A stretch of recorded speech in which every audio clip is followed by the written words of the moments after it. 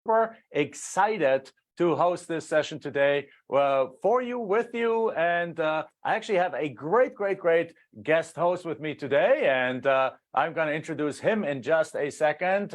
He's one of our top #1 land flippers in the country, one of the elite land flippers. You're going to have a real gem of a person, and we are absolutely. I'm one of our good friends, and also coaches in our company. And with that said, but before we get started, though, I want to have a couple of housekeeping items that I want to cover. So first of all, guys, I was blown away by the homework post yesterday. You guys posted it all over the group. Like officially, we actually had asked you to go look for the homework post and then comment underneath. So today, when we release the homework after the session, make sure you go look for that post and you comment below it. But it doesn't matter. It was awesome. We saw homework posts left and right. And I mean, it was just absolutely awesome to see you guys. Like one of you guys, you want to build a castle? I love that thing. I also saw some of you like want to retire your spouse, or one of you fighting over custody with your spouse over the kids, and by making more money, you're being able to have a stronger case to get the custody and provide a real good, safe environment for your children. I mean, some of you wanted to build a home for the needy or something like that, and some of you guys want the Lambo, and some of you guys want to retire the spouse. And then I was just like, I applaud you for that, because here's your why is so freaking important. Because here's the thing again, if you don't have a why, then anything you learn just becomes knowledge. And knowledge is dime a dozen, right? Knowledge is everywhere. If the people who are most knowledgeable in this world would make the most money, then every university professor would be a billionaire. But that's not the case, right? Because knowledge is a dime a dozen. What makes you wealthy is taking action and having the proper guidance and having the proper tools and then actually implementing that. And implementation only comes from urgency. Implementation comes from feeling in your gut that you have to do something, because otherwise, I mean, it's saying a little bit exaggerated, otherwise you'll die, right? And I don't mean you'll die really, but I mean like literally, like when I talked yesterday about my father and how we saw his health decline, we literally saw this as a matter of life and death. We said, like, we've seen the answer, we've seen the light, we've found the method, we have proved, we know it works. We had done already a couple of deals at that time. We're like, all we need to do now is put the pedal to the metal. Go for it and push hard, and then make the money we need to make in order to retire our debt. Because literally, we made it such an urgency that anything else didn't matter. Anything else didn't matter. We hated to add the next level. We hated being separate. I was in a 100% traveling job. I was gone all the time. I was gone all the time. I hated it. Michelle and I love being together. We're together 24/7. We both work from home. We don't see each other in the morning, in the afternoon, in the evening. We see each other all day long. We go for lunches together. We just love spending time together. And so being separate was a pain. So we added that we didn't make an excuse. Oh, I can't do this because I'm traveling. No, we said, I have to do this so that I don't have to travel anymore for my job, right? So you see those things. So the reasons why were beautiful, make them specific, make them urgent, and so on. So the other thing of housekeeping I want to make sure right now, yesterday we gave away a book bundle. I have my notes here. I forgot the books again at home because I'm again in our studio here. But the book bundles are very simply, we have a whole set of books. Number one, it's a 4-Hour Work Week by 4-Hour Work Week. Yes. Number two is 3 Feet from Gold. Great book. Number three is The Year of Yes by Shonda Rhimes. Number 4 is my book, Forever Cash book. It's somewhere in the back. Is a copy here. So Forever Cash book. It's actually out of print. There's very few books still left out there. Number 5, it's As a Man Thinketh. Beautiful story, really great mindset and wealth creation mindset. Number 6 is Never Split the Difference, a fantastic negotiation book. And number 7 is The Pumpkin Plan. I love that book because what that book basically says, the premise of the Pumpkin Plan is that if you want to grow the biggest pumpkin out there, AKA the biggest business out there, if you want to be successful in life, you can't have a pumpkin vine with 25 pumpkins on it. You can't do 25 things at the same time. Instead, what you got to do is you got to cut up all the little pumpkins and focus on one pumpkins. And guess what? The vine then gives all the juice, all the nutrients, all the focus, all the effort goes into one pumpkin, and that pumpkin grows like crazy. And that's a perfect analogy of what you need to do in life, in business. You got to focus on one thing and one thing only. So with that said, guys, we have the list of books, and the winner is, drum roll, the winner is Susan Davis. Susan Davis, congratulations! You win the book bundle. What's going to happen is our team. Let's see Susan here. Let me see if there's a screenshot of the. I'm having my big screen here over there. I'm seeing the chat box. Good morning, everyone. There we have here. I see Kilaki said good morning. Joan Rivera says, Dr. Strange says, Patrick says, let's go. Wonderful. With that said, guys, we're going to reach out to Susan, and we're going to get their mailing address, and then we're going to ship her that book. So with that said, guys, let's get going. Session number 2, bring up your workbook. And in session number 2, we are talking today about mastering and scaling lead generation. But before we do that, I want to introduce our guest. And I also want to do just a quick 30-second summary of what we talked about yesterday, guys. Yesterday was a foundational day. Right? If you guys, like some of you guys got impatient, like, I want to know how to do this. Guys, we're spending a week together. Yesterday was about how this business works. We showed you the steps of the business, right? That what we focus on. We focus on 3 kinds of properties: infill lots in the path of growth, and larger acreage, more in recreational areas. We told you who buys those lots from us. We told you the steps that that we are focusing on finding the people who do not want their properties anymore, not motivated sellers, but actually non-wanters that are willing to give those properties away for 10 to 45 cents on the dollar. We told you how we sell them with wholesaling, also seller financing. We told you, Michelle and I told you how we go about this. We told you where we get, what kind of areas to focus on, right? Areas that are growing, not crazy growing, but modestly growing. Areas that are, that have population growth, areas that are attractive, et cetera, right? And today we're talking about how to get those leads, how to actually even outsource everything in your business, how to virtualize your business. And also we're going to talk about how to create a $500,000 business. Who wants to make 500 grand in land flipping? Give me a heck yes this morning. Let's see what you guys are up to. Give me a heck yes. We have like, I don't know how many hundreds of people here, but I want to see, I'll see like several hundred heck yeses. So with that said, guys, I now want to introduce my co-host today, Mr. Aaron Williams. Aaron Williams is one of our coaches in our organization. Aaron Williams is a full-time land flipper. Aaron, give us a little rundown of you and tell us who you are and what you do. Hey guys, my name's Aaron Williams. I'm from, I think, the second smallest state in this country. That's Rhode Island. And I started this business probably in 2012, somewhere around there. And basically, I was in the car business, and I used to work 9 to 9 every single day, 4 days, 5 days a week, and sometimes even on the weekends. And I was sick and tired of working all these hours. And I stumbled upon the land business because I saw people on eBay selling all these lots, and it intrigued me, and that's kind of how I started. But I've been doing this since then. I officially turned full-time probably 2017. I do between 30 and 60 deals a year. And I do it probably about 6 hours a week at this point. So that's kind of where I am, but you guys heard that 6 hours a week. That's basically an hour a day. Now, obviously, guys, just to be clear, when you set this up at the beginning, if you have an hour and a half, or 2 hours a day, you can totally set this up. And then as you grow, we'll talk about that, particularly also in tomorrow's session, how to scale this business. When you grow this, or you're going to put in all these what we call microprocesses in place that then over time allow you to automate your business to a degree that you can actually continue to only work an hour a day, but then scale your business, right? And that's what you've done.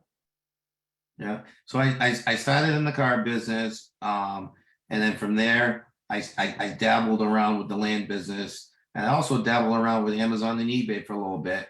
But it got to a point where I had to pick one. And once I got laser focused, that's kind of when the business really took off for me. But 2017 was like the year I started coaching. And that was like eye-changing because I had lots and lots of questions but that's kind of like where I was able to turn things around because it was just a tough business on my own, and I didn't really have all the answers. But that's kind of like a little trajectory of me, but it's been a long journey for me. And yeah, and that's about it, really. I travel while I'm doing this business. I sometimes I'm traveling, sometimes I'm not. I like to do this business when I'm moving around for some odd reason. Don't know why. Planes, buses, and trains. That's when I do this business the best. I don't know. When I'm not moving, I don't do anything. It's just the weirdest thing. But that's just me. But I do a lot of Every- traveling. Go ahead. Everyone has their own kind of quirks and things, right? So it sounds good to me. Yeah, but it's a great business once you get it going. Once you get it where all the systems are in place, it's a great. Takes a little of work on the front end, but once you get that work going, then it's kind of like a little machine that's going all the time. So, Yeah. but it's a great business. It changed my life, and I look forward to spreading the word and talking to you guys about it. It's exciting to me to do that. All right, wonderful, great. So with that said, guys, let's jump right into it. Again, Aaron is one of the top 1% land flippers in the country. Again, has mastered particularly the part about selling these properties and automating everything. And that's part of what we're talking about here, because let me ask you, who wants another job? Nobody, right? Who wants to have a business that you can run 30 to 60 deals a year on 1 hour a day? I put in the chat box right now. Who said, put in the word me, or put in the words yes, me, or something like that, if you want that, right? That's what we're talking about here. So with that said, let's actually bring up our workbook. And our workbook is, again, the Land Profit Masterclass workbook. And bring it to page 6 or so, where it talks about session number 2, mastering and scaling lead generation. So yesterday we talked to you about how to select these areas, right? And today we're going to bring it together with selecting. Now, the first question is, what are the top 2 ways to scale your lead generation machine and tap into millions of deals? Aaron, how do you get your leads? Well, and that's the big thing. It all starts with outsourcing, but we have to get the right list broker, not just any list broker, because we don't want a list broker of old information. We want a reputable list broker that can give us thousands of leads at any time that we want. That's one of the most crucial parts. I see it all the time. People pick the wrong list broker, but that's a crucial part. Exactly right.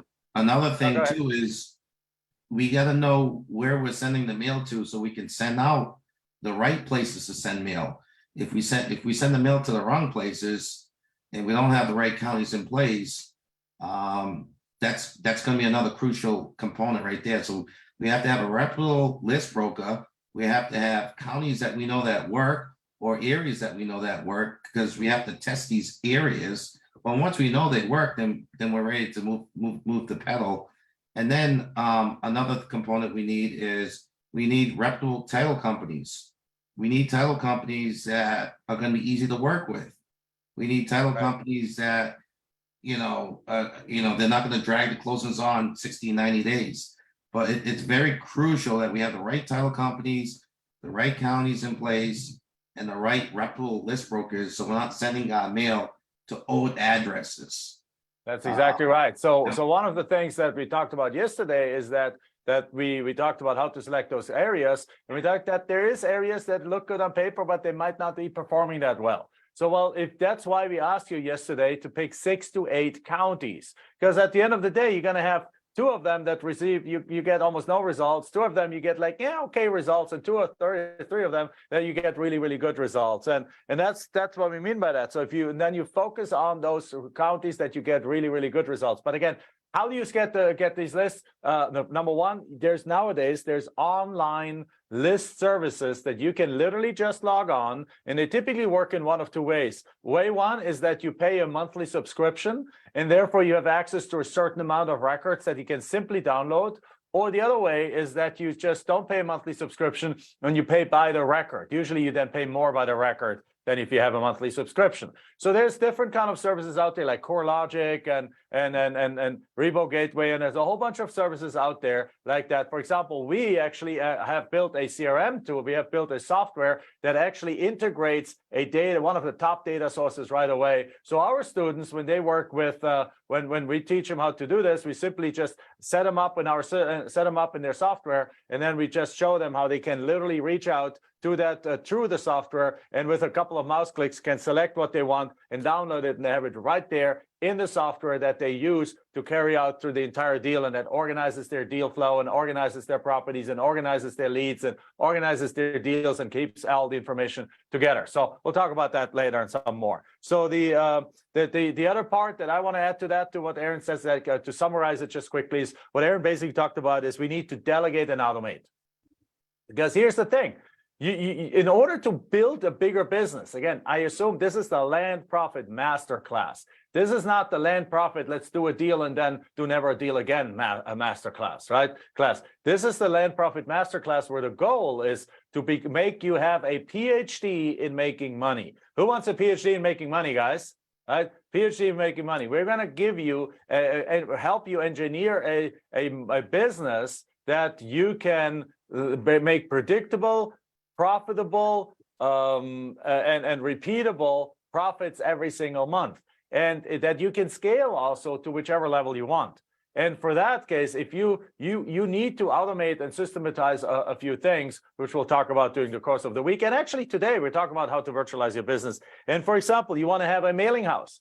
You don't want to print out these letters at a home printer and then sign them and stuff them and fold them and stuff them and seal them and then bring them to the post office. That's not scalable. You want to use a mailing house. You want to use a call center, or at least an answering machine, to pick up those phone calls when the sellers call you back, right? You want to have a phone system that is portable with you, et cetera, et cetera, et cetera. And of course, the title companies and the things that Aaron mentioned.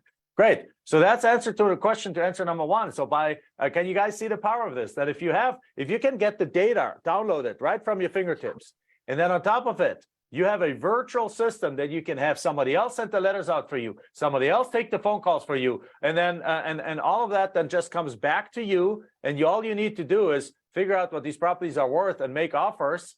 Then this business becomes scalable, and you can do this business from home. Who can see this, guys? Who can see this? Give me a heck yes if you can see that. Put it in the chat box one more time. So the second question then is, actually, the second question is a little of an exercise, Aaron. We're gonna run through an exercise right now where we want to go, and again, if we look at yesterday's questions that I asked you guys. Yesterday saw a question. I asked you guys two questions. Question number one was, what's your 1 year goal? And I saw the questions was anywhere from 10 deals to 100 deals. Let's put it in that. So we also talked about what's our average deal makes you. How much money does your average deal make? Aaron, how much money do your deals make you? I'm between 15 and 20 grand per deal currently. Right. And everything starts with reverse engineering.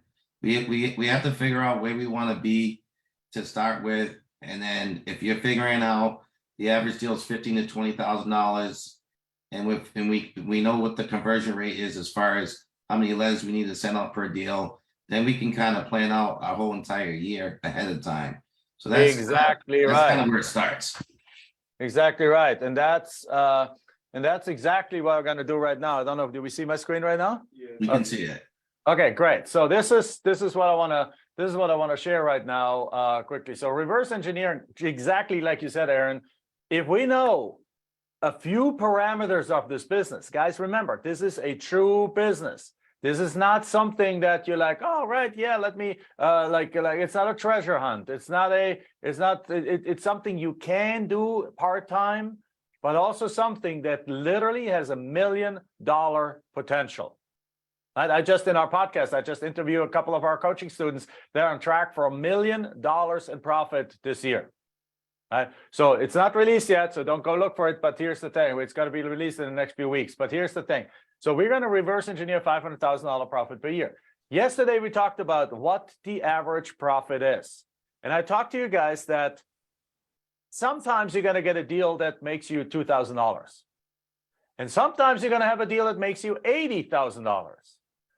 But we surveyed our audience and our students and so on, and the average deal that our students get is about a $15,000 deal once they honed in on their business. Again, this is a master class. We're talking about how do you do things when you reach mastery. So as you reach mastery, you're going to do, like Aaron, $15,000 to $20,000 deals on an ongoing basis.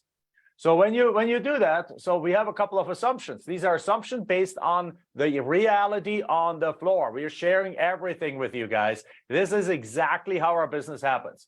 So a typical student makes about $15,000 a deal. So therefore, if you wanna do $500,000, it means that you need to do 34 deals a year. Now it's rounded up. Let's say 36 deals a year, which means in essence 3 deals a month. So if you focus in on the kind of deals that make you $15,000 a month, all you need to do is 3 deals a month, and you can make $500,000 a year. Like Max and Caitlin, in the first 9 months, they had made $300,000 already in our business, in this program, right? Like Anila and Tara. Like Anila is a dentist that then sold her dentistry. Tara is an engineer. They made I think something like $700,000 or $800,000 in their first year, right? And now I think last year they made close to $1 million, if not $1 million already. So this is thing. So this is the thing. So Aaron, let me ask you, like we send direct mail, and again at the beginning phase you got to have some counties that don't give you much results, but as you hone this in, that's why county selection is such an important thing. It's that first domino. If the first domino goes sideways, nothing happens. That's why we ask you to pick 6 to 8 counties, and that's going to be part of your homework today, to actually pick those counties. Again, we ask you to do the homework so that you actually do the steps while we teach you the steps. Because the goal of the entire masterclass is to set you in motion and make you proceed. So with that said, therefore,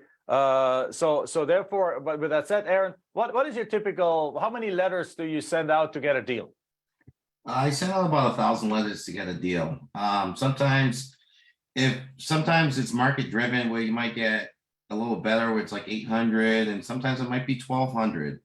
You know, Yep. But the key is we have to stay focused on, like that's kind of like the number, because sometimes it's going to go a little down, sometimes it's going to go a little up, but if we stay focused, these numbers are right on. Exactly right. That's exactly what's happening here. So with that said, let me see if I can continue. There we go. 1,000 letters a deal. So in other words, in order to succeed in this business at a $500,000 level profits, you want to send out about 3,000 letters a month. Now, guys, in this moment, you might be saying, like, Jack, I have to send out, I actually have to spend money to make this business work? Yes, guys, the answer is yes. This is not this is a true business, guys. Like, let's look at this. You want to take this seriously. I'm addressing the people watching here. If you have a successful job somewhere here, you make 100 grand or something, chances are you went to college. Chances are you spend 40 grand a year on college. Or Aaron, you just, before we started, you said you live next to Brown University. People drop $70,000 a year on college in Brown University. Yet people at the same time, they're like worried about spending $3,000 of letters a month, which each letter costs you like 70 cents or something like that. So yes, it does cost you money to get into this business. There's a way to drop the cost. There's a way to get it down to about 50 cents a letter and so on. But yes, it costs money. But let me explain something to you, right? Let me actually stop sharing my screen right now for just a second. I always took the example of a Subway franchise store. It blew me away when I heard that. Did you know that the average Subway franchise store costs $400,000 to set up?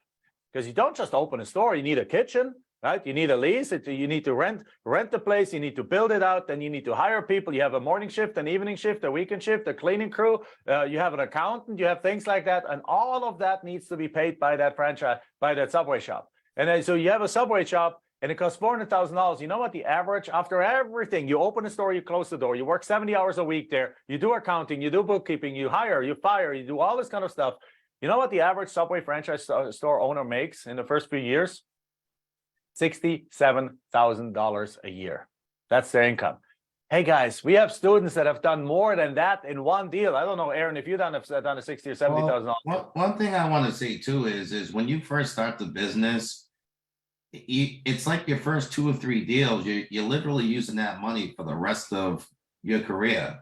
So when you get a $15,000 deal, a $20,000 deal, that's your meal money for like 6 to 8 months.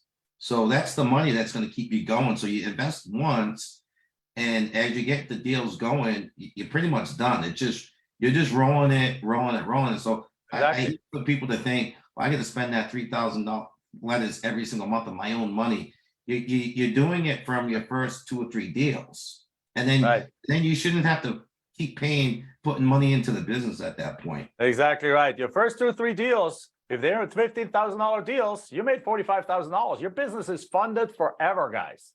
Your business is funded forever. That's a key thing. But you do need to put that in. You need to put that in. It's an actual business, right? So let's again, by the way, guys, I used $500,000 in this example just because some of you said, I want to do 100 deals. Well, 100 deals is $1 million business. Somebody said, I want to do 10 deals. Well, 10 deals is perhaps $100,000, $150,000 business. So I don't know where you guys want to be. If your goal is to make $1 million, you take the numbers that I just provided and you double them. If your goal is to make $100,000, then you take the numbers and you divide them by 5, right? So it's, or if your goal is to have $250,000, you divide it by 2. So you adjust the numbers as I'm giving them to you. But what I'm giving you are standard, are proven numbers in our industry, in our student basis, right? So with that said, let's go back into the screen here. And I say that. So if you do 300,000 letters, 3,000 letters a month, that equals potentially up to $500,000 in profits if you focus on the $15,000 deals. Of course, if you focus on deals that make you $3,000, then you made 3,000 times 36 is like what, $100,000. That's why we're focusing on the kind of properties that are worth between $10,000 and $500,000, because the higher you go in the value of the property, the more money you make on the deals. If you flip a $10,000 property that you get for $1,000, well, the most you can probably make is $4,000 or $5,000 on that deal. If you flip a property that's worth $500,000 and you get it under contract for $250,000, you flip that thing for say $310,000, you make $60,000. So even though the percentage of gain is lower, but $60,000 is a lot of money. So therefore, that's the kind of area we focus in. And then again, it's a true business opportunity here. Now, here's the other thing. Like, let's look at that. If I sent 3,000 letters, well, how many deals? What's my acceptance rates look like? Well, let's look at the next thing here. So the assumption is, again, the assumption is not an assumption, it's really from our students' reality. Aaron, how many deals do you get accepted? How many offers do you have to make to get a deal accepted? I'd say between 20 and 40. I mean, it really depends on the market. It depends on our offer. It depends on if we're following up, things like that. But the more you follow up, the better your numbers get. The less you follow up, the worse they get. So between 20 and 40. Exactly right. So there we go. I put 25 to 35, which is right in that zone.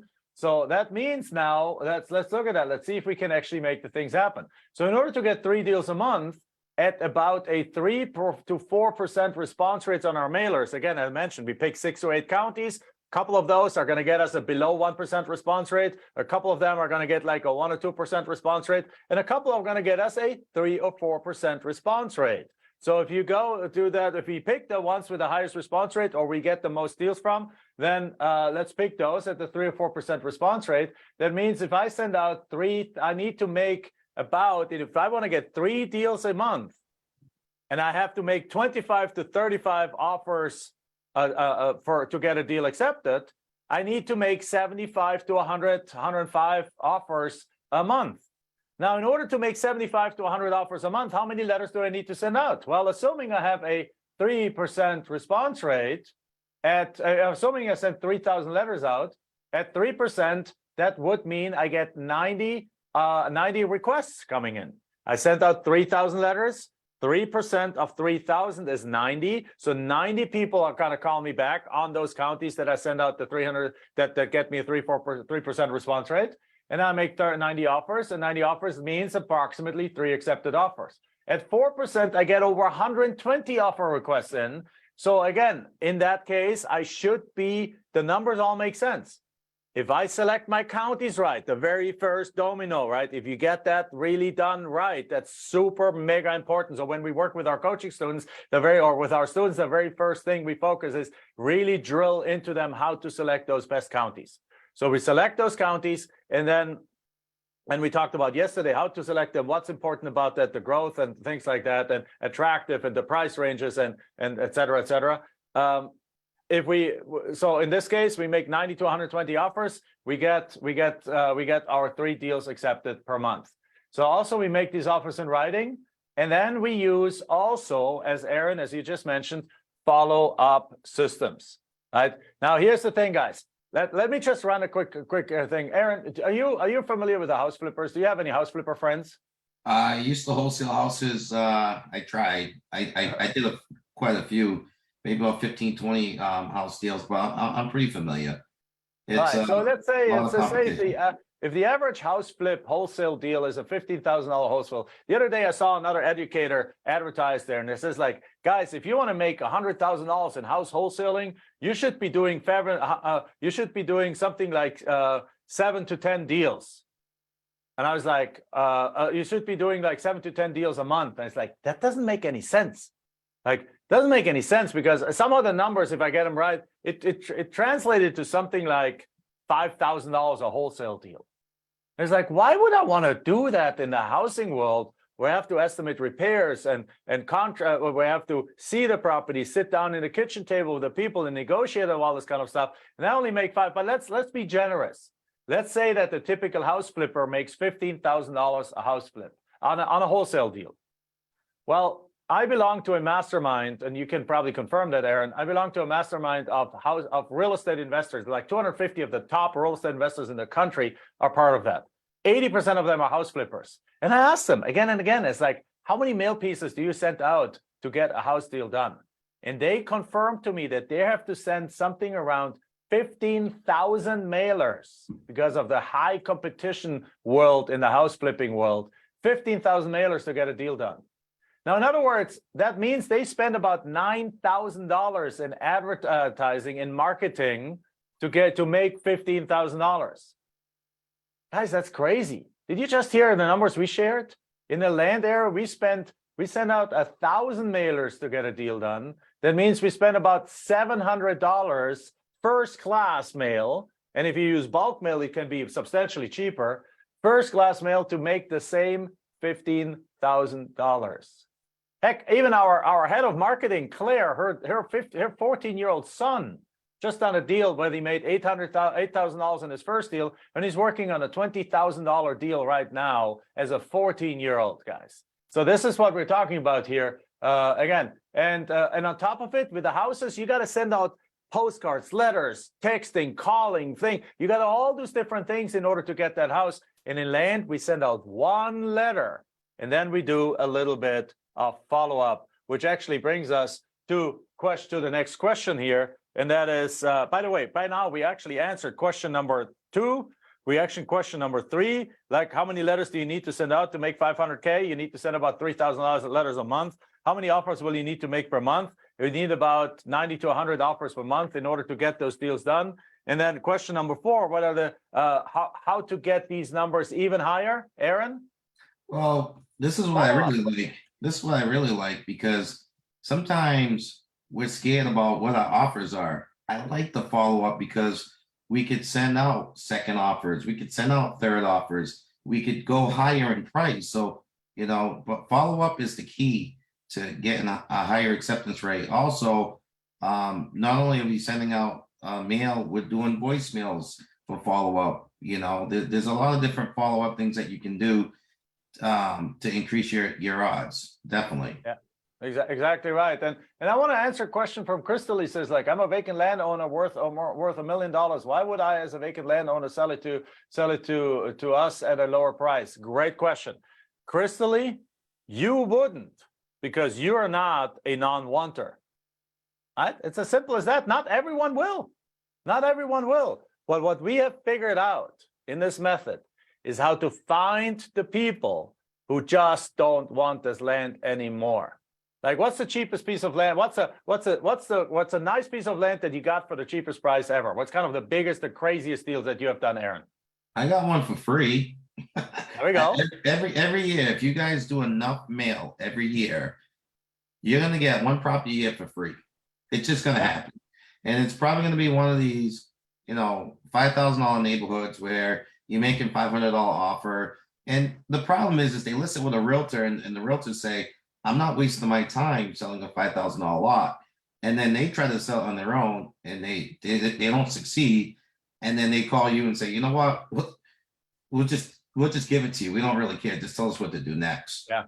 And even in higher lots, I mean, we've gotten a lot worth $80,000 for $1,800. Now, the question is why? Very simply, there's 20, 30 different kind of sellers that sell the land to us. But probably 2/3 of them fall in one of these three categories. Number one, they're a little bit older and life and circumstances have changed. They basically have owned that lot for 30 years. Perhaps they wanted to build a retirement home on there. Perhaps one spouse gotten sick or has passed away and now they're alone and they don't want to build that house there anymore. They're not poor. They're actually affluent in many cases because they have the money to buy that second home. They have the money to build a house, but now they don't want to anymore. They want to be closer to the kids. They want to be closer to the grandkids. And again, they listed it with a realtor. Most realtors, as we're going to talk about on Thursday, absolutely suck listing these properties. They have no idea how to list the properties. It's actually one of Aaron's super skills to find the one realtor in the area that really knows how to sell these properties. So what happens is they list the property with somebody. Somebody just takes an ugly picture from Google Earth on it, no text description, and does no effort whatsoever. And as a result, the property doesn't sell. Not because it's a bad property, because it was bad marketing, was bad listing. And that's one of our core strengths. That's why we're going to share with you on Thursday how to set up the listing, how to create these listings, where to put those properties so that they're very simply, it's not rocket science, it's actually super simple. You can do this from the comfort of your home, or you can even hire people that do the listings for you and post them out there for you. Even those things can be outsourced. This is the true business system that you can then completely, and you can get those properties sold in a matter of days. But here's the thing, that so either they're a little bit older and they're just life and circumstance changed and they don't care about it anymore, or simply the owners have passed away and now we have heirs in it. Like, Kirstali, if your kids inherit your land or your grandkids inherit your land, are they going to care about it as much as you do? Chances are they don't. Like, chances are they're living La Vida Loca in New York City. The property's in Alabama. You are the person that passed away in California. And they're like, I got some land in Alabama. I don't care about it. And now you get an offer for 30 cents on the dollar. And they're like, hey, that's 20 grand. I'll take that offer because 20 grand helps me to buy that next car or something. And they'll accept the offer. But not everyone does. Not everyone does there. Yeah, go ahead. I think it's the reminder they get once a year from the county taxes. And then the worst thing is if it's in a homeowners association subdivision, and they have a $500 bill, and then they get the county taxes at the same time. It's that constant reminder. I mean, it's like a trigger point for them. Exactly right. Then they're on top. Exactly. They have to pay the taxes. They hate paying the taxes. They don't want to pay the taxes anymore. Again, and then also sometimes it's divorces. I've gotten lots from people that went through divorce, and it came in with a husband. It went with a wife. And then the wife is like, I don't care about this thing. And they just give it to you just to piss off the ex-husband for sometimes and things like that. Sometimes it has, again, sometimes they have two retirement. They bought a lot in one place and a lot somewhere else. And then they built their retirement over here and they no longer need this lot. Now it's a distant owner hassle that they get city code violations because the weeds are that tall. They have to send somebody out there. They have to pay property taxes. They just don't want to deal with it anymore. Now, here's the key, guys. You don't deal with it either because you don't buy and hold. You flip. Because at the same time, are there people who would love a 5-acre parcel outside of town? We established that yesterday. You guys put your names, like dozens and dozens of you put your name. If you want to have 5 acres outside of town that you can commute into town a couple of times a week. Who wants that again? Put it right back in here one more time. Who would love to have a 5-acre parcel outside of town that you can build a beautiful home on there, that you can have some horses or goats or whatever it is and still commute into town twice a week because you can do hoteling, you don't have to work in your office anymore all day long, right? Also in the outside of town, who would like to have a 20-acre parcel that you can put a cabin on there and take your RV out there and go from there, bow hunting and horseback riding and whatever it is, and just have your own mini ranch, right? Like, there we go. Me. Like crazy people are posting it. So yes, that's what we're talking about here, guys. So Cristelli, you are not our market. You wouldn't sell to us, but tens of thousands of other people are. You guys get that? Because they have that garage sale mentality. Their mentality is like, get rid of this property. It gets on my nerves. I don't want to pay these property taxes anymore. That's like, okay, we have established that. And the proof is in the pudding. Aaron, you have done hundreds of deals. We have done thousands of deals, right? Proof is in the pudding. And our students are doing thousands of deals a year. And yet we haven't even scratched the surface of what's possible in this market. Go ahead, Aaron. One thing, if you're doubting that people will sell properties to you at those prices, all I say is to do this. If you go on a list provider, you go on Zillow and you look at the sold prices, you'll see one guy sold his property for 30 grand and another lady sold her property for 15 grand in the same neighborhood in the same time period. Go right on Zillow and look at the solds. You'll see, and then you'll be saying, well, what's different between this property and this property? They're right next door to each other. Well, maybe they're in the same neighborhood. There's no difference. It's just one person sold it cheaper than the other. Yeah, it's like people have owned them. By the way, also these properties almost all are free and clear. So you're buying properties that are free and clear. You're putting, by the way, you're not even buying them. You're putting them on a contract. Properties are free and clear. And you're passing them on to the next guy using double assignments, double closings, and things like that without even using your own money. And but the key is we are succeeding because we know how to find these guys. This is the secret of this method. Pay close attention. We have figured out how to find the people who don't want these properties anymore. And we've figured out how to sell these properties very quickly through brilliant, fast marketing that is mostly free and that you can learn pretty easily, right? That's what we do. We get those deals, we flip those deals, and then we have some creative tools and some follow-up strategies and microprocesses to scale that business. Who is excited about that, guys? Give me another heck yes if you're excited about this. I want to get some feedback here from you guys. All right. So with that said, let's move on to the next question. So we have the key factors in higher expectance rate. Is question number 4. Creative deal structuring also plays a role. Obviously, follow-up. Follow-up. We have an entire microprocess of how to follow up. Like, you don't just send out the letter and then, all right, they didn't respond. There is some follow-up. You can leave voice messages. You can say make second offers. You can make third offers. You can send them text messages at that point and so on. Yes, you can do all those things.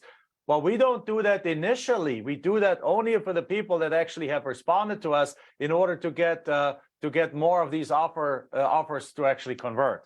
And then number 2 is like, obviously, the key factor, highest acceptance rates, is you can offer more money. Now, Aaron, when would you offer more money on a deal? Well, I just wanted to say one thing. When you do follow up, you get 50% more deals. There we go. If you don't want to follow up, you might be okay with that. You get 1,000 less, you get 40 offers, one deal. But if you follow up, that number goes down. Yeah. And you follow up with a higher price point. And there are some people that say, yeah, who cares? But, it's cheaper to follow up than send more mail. Exactly right. Because you can follow up without mail. You can follow up with voicemails and things like that. And that's it. I mean, I've seen cases where somebody had one deal under contract. One of our students had one deal under contract with the first mailing.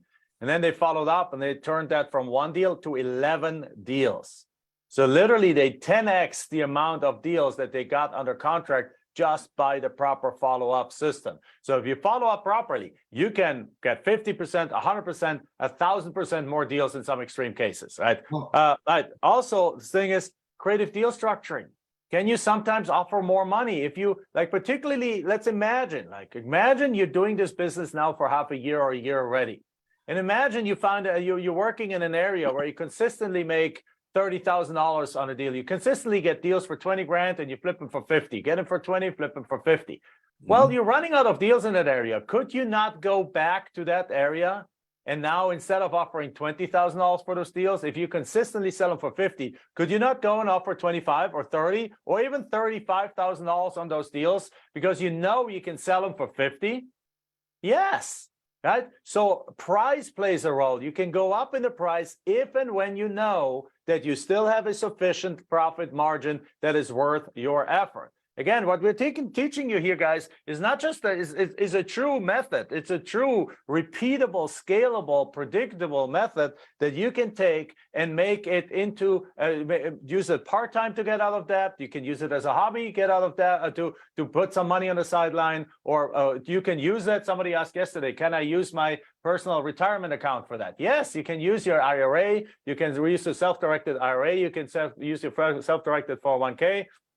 You can use your self-directed Roth IRA for all these things and turbo boost your retirement accounts with that too. Absolutely. Got to talk to your CPA to do it properly. All right. So with that said, guys, let's go into step one. What kind of systems do you need in place in order to manage your mailings, offers, and things like that? Let's talk about how to create a system out of this business. Like, who is excited by now? Who is excited by now, guys? Who wants to, who loves what we're talking about here, guys? Right? He's excited. Joanne is excited. Crystal is excited.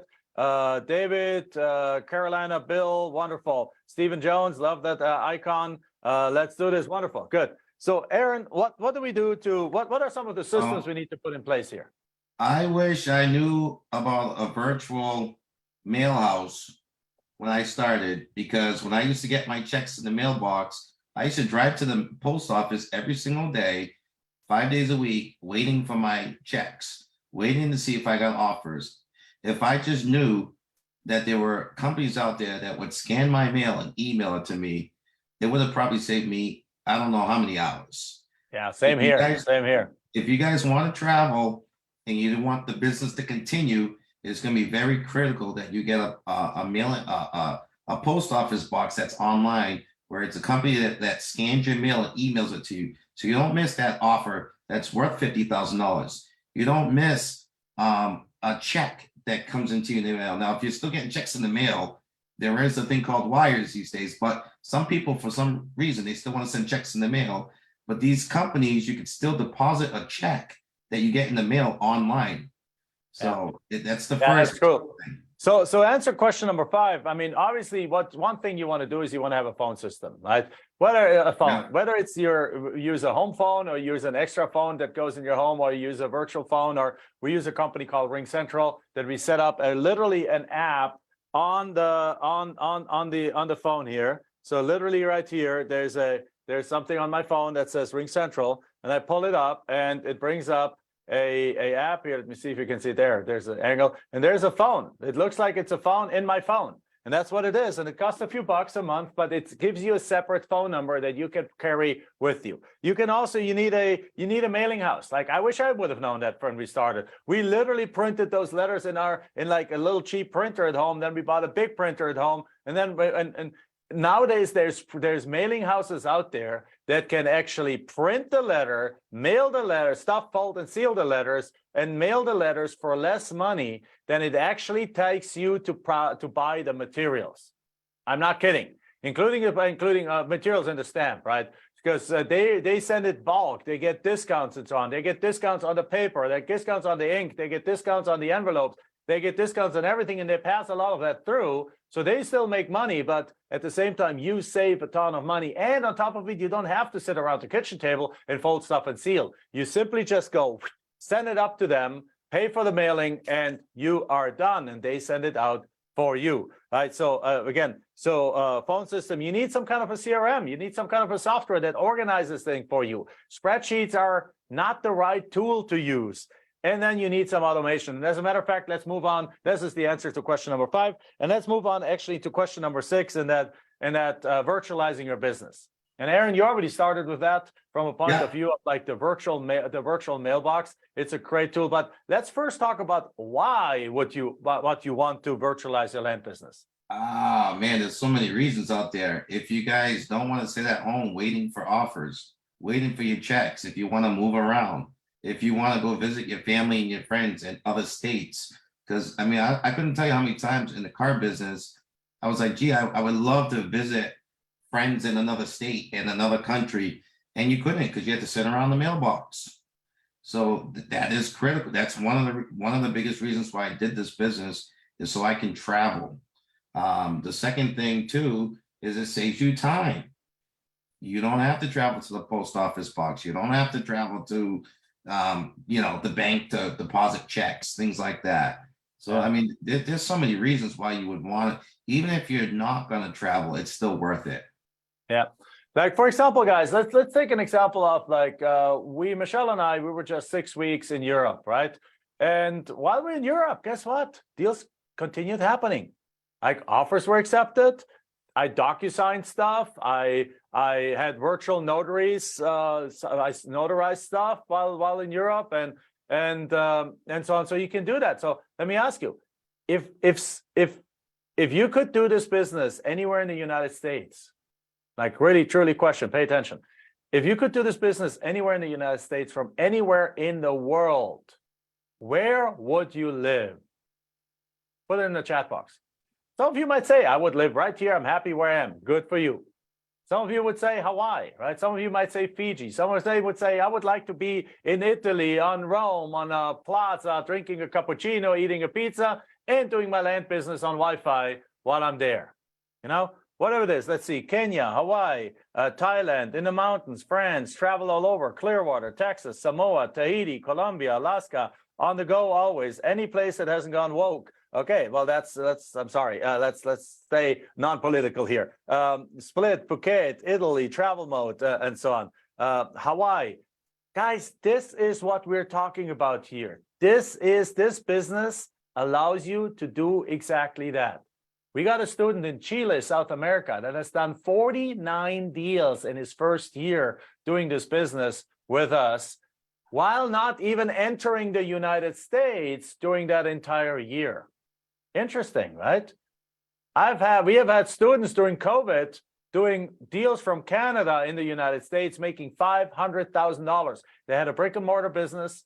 COVID shut down their brick and mortar business. They lost their business, and they found this. They jumped in with both feet, and during COVID, within a matter of like 6 or 9 months, they did $500,000 in profit from Canada, while not even being able to enter the United States. And so on. I got the same thing. Robin, one of our coaches now, has done 283 deals last year from Germany, and he started during COVID, and he couldn't even enter the country for a couple of years. Again, this is what is possible. Now, this is why you want to virtualize your business. And even if you're a homebody, what if your parents live somewhere else and your parents need care?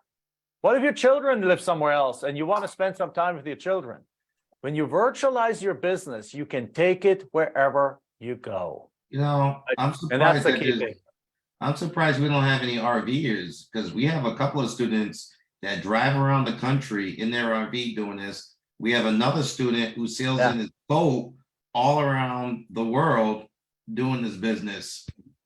Yeah. Just saying, every time I see him on the call, he's in the boat. What you need is access, and that's actually, let's talk about question number 7, which is what are steps to virtualize your business. Right? And those steps is we're going to give you right now, right here, the exact pieces that you need to virtualize your business. Again, this is what we do in this masterclass. I mean, you get more value than other people give in a $75,000 coaching program here. And that is what you need. Aaron, you already mentioned one, the virtual phone system. Yes, if you have something like Ring Central over here, right? Something like Ring Central that you can literally have on your phone, you can travel around the world with that, and you receive phone calls anywhere. Anywhere from anywhere. Number 2, you can have this virtual mailbox that you already talked about, which is literally, you can set them up anywhere. Just Google virtual mailbox. Hundreds of services going to come up. You can have a virtual mailbox in the Empire State Building, or you can have it downtown in Little Rock, Arkansas, or you can have it in Chicago. You can have it wherever you want to do it, wherever you want to have it, whatever is a cool address to you, you can have it. You can have it down the road from your house, but you will never go there. That's the key. Because what they do is what Aaron talked about. The mail goes to them. They scan the envelope, and then they send you a notification that the mail has received. You pull it up on your laptop or on your phone. You see, okay, this is garbage, this is garbage, this is garbage. Oh, open this one, and open this one, and open this one. Then within a few hours, they open those letters, and it might be an accepted offer. It might be a check. It might be a counter offer. It might be something like that. And you literally, if it's an accepted offer, you literally say, great. You print it out at your home printer, you sign it, you send it to the title company, and you're in the business, and you start creating your listing, and you sell those properties. literally from anywhere in the world, you now have access to your mail in the United States, right? And then number three, a call center or a voicemail. Because do you want to take those phone calls from the sellers? I mean, you can if you enjoy it, but it's not scalable, let me tell you. Because if you send out 3,000 letters and you get 100 phone calls, guess what? They're all going to call you in a matter of about 10 to 15 days. They're all going to call right after work or in the lunch break or so. And when you take one phone call, you miss two. You hang up, you call one back, you miss another two. No, plus you're busy. I want to enjoy my life with Michelle. I want to enjoy my life. I'm the one bringing our daughter to school in the morning. Sometimes we're picking her up together from school. We go have an ice cream together. This business is not like house flipping, where when a seller in the house flipping world, when a seller calls, you got to jump. In our business, when a seller calls, a seller calls. What happens when a seller calls, Aaron? Do you jump? I don't even know they're calling. There you go, because somebody else takes the phone call for you, a call center, an answering machine. They take all the information, and then you take several days to even make the offer. We only make offers once a week. There's no reason why we should make them faster, because the likelihood, again, remember yesterday we talked about that for every 100 or 1,000, for let's say 100, for every 100 house flippers, there's one land flipper. And it's probably the ratio is better than that. For every 500 house flippers, there's one land flipper. In other words, when somebody calls you, the chances that they are getting a letter or an offer from other people in the space in that same week is almost zero. Like the chances that somebody slides in right before you make an offer is almost nil, because we are dealing in an environment with very little competition. I mean, how many times has it happened to you that somebody just came in right the day before and made an offer competing with yours? Aaron, has it happened? Not often. You know, it's funny. I have a property I've kept for a long time, and I probably get one letter a year. And every time I sign it and send it back to see what they're going to do, they never even call me back. Yeah, there's people out there unprofessional. These land flippers, the few land flippers that are out there, they're like mom and pops, and they're not doing it professionally like we are teaching you. Right? They're not doing this the proper way. So as a result, it's the same thing. So therefore, again, the call center takes the letters for you, the calls for you while you enjoy your life, right? Yeah. The mailing house, again, you don't have the mailing house allows you to send out letters from anywhere, anytime. You're like midnight at home, you're sending you're having a late night and you're sending out some letters. Well, you send them in at 8 o'clock in the morning. They wake up over there, they enter it in their system. A couple of days later, those letters go out in the mail. Again, it's all outsourced and automated. And what that really, truly means, guys, really, if I translate that, what it means that this is a business where you are in control of your life. Most businesses out there are businesses where the business controls you. This is a business where you control your business. Aaron, again, can you repeat one more time, how many hours a week do you work for your 30 to 60 deals a year?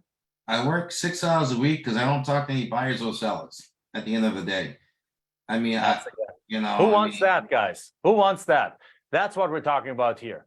That's what we're talking about here. Is that worth putting a few months of effort part-time in and putting these systems together in a way like Aaron, so you can have a multi-six-figure business on an hour a day? That's what we're talking about here. Again, and Aaron, your business is virtualized, right? And then again, of course, for closings, we use title companies, we use CRMs, and as a result, you can do this business from anywhere in the world, right? Who is excited about this, guys? Right? That's what we're talking about here, guys. So with that said, guys, let's wrap this up for today. What's your takeaway for the day? What's your number one takeaway for the day? Put it into the chat box. I want to hear your takeaway. And then also we have a homework for today too. Now, let me say, so that we don't do this like we did yesterday, which fine, our team is going to go in the, by the way, also, guys, very important, the replay of this session, we're live, of course, but these sessions are also being recorded right now, and they're available inside of the Facebook group at the very top.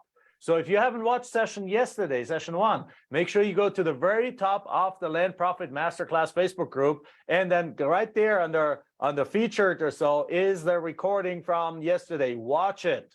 because they're building on top of each other. Each session is only an hour. We're right now pretty much an hour. We're done in the next 3-4 minutes. So each session builds on each other. Today's session is going to be up there. So if you came in late, or if you had to drop off in between, or you were distracted, go watch the replay of the session on the top of this Facebook group. Or if you're not in Facebook, then reach out to your land expert. They can send you a link to a outside of Facebook replay page that we have created for those who just refuse to go into Facebook or just are not in Facebook. Okay, so either one of those, we've got you. So, but also with the homework, the way the homework is going to work, that as soon as the moment the session is done, our team is dropping a post inside of the Facebook group that says, here's the homework. What you need to do is comment below that post. So don't put your own comment post on there, because otherwise it's hard to find the homework post. Instead, look for the homework post and comment below and put in the homework. And here's the homework for today. What types of areas will you focus on, and where will you acquire your list from? Like, what types of areas? Remember, we talked about them yesterday, talked about them today. We talked about, are you going to do infill lots, city, street, 35 houses, 1 or 2 empty lots? Are you going to go in the outskirts of bigger cities in the path of growth and get those 1 to 10 acre lots, right? That a lot of you people said a lot of you guys said you would love to actually own yourself. Or are you going to go and flip land in a more recreational area, like an hour, 2 hours, 3 hours away from a bigger city where there's lakes and hiking and biking and things like that? And where people want more their own mini ranch. Like, all 3 of them have built in huge buyers, huge amounts of buyers. That's why we focus on them. But which ones are you going to focus on? And then where will you acquire a list from? Are you going to get it from a list source? Are you going to get it from a title company? Are you going to get it from the county? You can't get them from the county. Don't recommend it at the beginning. But where are you going to get those lists from? That is your homework today.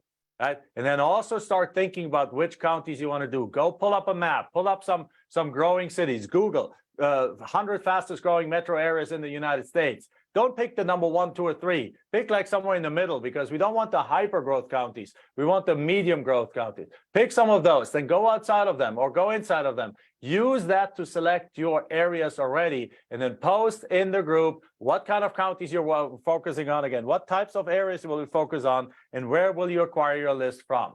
So with that said, guys, now also put in what's your takeaway, what's your number 1 takeaway, and then connect with your land expert if you have any questions so far.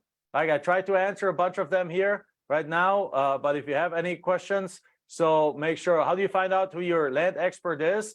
Put it in the Facebook group and there, or our land experts are gonna direct message you directly, or just put it onto the homework group, anywhere in any of our groups, or even right here. Go into the Facebook group and put in the comments like, I need my land expert. And our team is going to look up who your land expert is and contact. So with that said, Aaron, any last words you want to have before we finish up the session? I mean, you're helping so many of our students succeed, and then it's really truly a blessing to have you in our organization. Aaron, when I did reconnect with my mom, she told me for years, are you still selling that swamp land? And it would bother me so much. And I say, yeah, I'm still doing it. So you can either get a job. I says, I'm unemployable. And then one day I says, how much do you make? She says, I make about 40 grand a year. I go, the last 6 months, I make more money in 1 month than you make all year. Can we just stop? Can we just stop? You know what I mean? Because it really, really bothered me. So it does, but the action, taking action is like the number 1 thing I can say. And it doesn't have to be perfect. It doesn't have to be perfect. That's great.